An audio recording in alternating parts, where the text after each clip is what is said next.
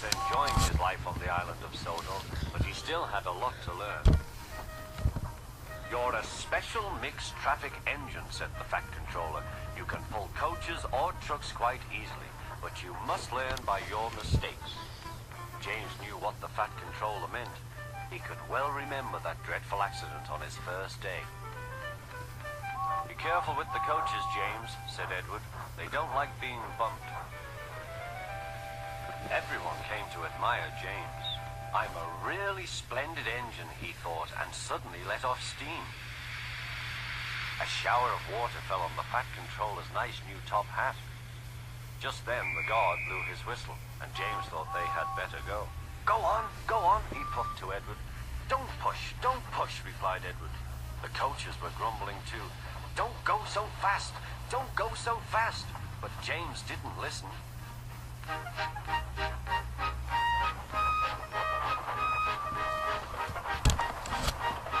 When at last they stopped at the next station, 2 coaches were beyond the platform. They had to go back to let the passengers out. But no one seemed to know about the Fat Controller's top hat, though James felt happier. Presently they came to the station where Thomas was waiting with his 2 coaches. Hello, James, said Thomas. Feeling better? That's right. Oh, that's my guard's whistle. I must go. I don't know what the Fat Controller would do without me to run this branch line, and he puffed off importantly. Edward and James passed the field where James had had his accident. The fence was mended and the cows were back again.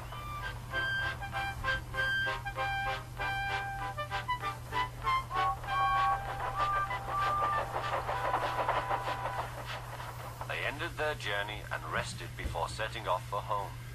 James was still wondering what the Fat Controller would have to say about his top hat.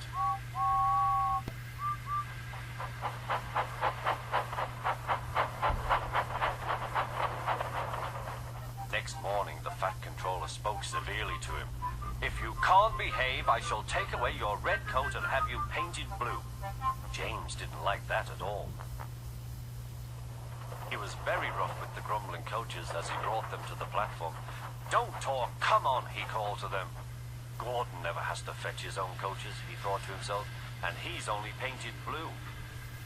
To make James even more cross, this time no one came near him. I'll show them, he thought. They think Gordon is the only engine who can pull coaches.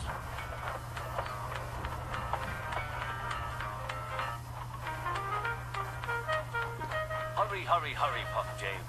You're going too fast, replied the coaches. James laughed and tried to go faster, but the coaches wouldn't let him. We're going to stop, they said. We're going to stop.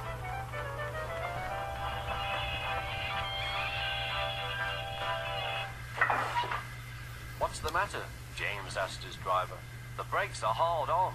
Leak in the pipe, most likely. You've banged the coaches enough to make a leak in anything. How shall we mend it? Said the guard. We'll do it with newspaper and a leather bootlace, replied the driver. Well, where is the bootlace coming from? Asked the guard. Ask the passengers, said the driver. You have a leather bootlace there, I see, sir, said the guard to a smartly dressed man. Please give it to me. I won't, said the man. Then, said the guard, I'm afraid the train will just stop where it is. The passengers all said what a bad railway it was. Then they told the man how bad he was instead. Everyone was very cross. At last he handed his laces over. The driver tied a pad of newspaper tightly round the hole in the brake pipe, and James was able to pull the train.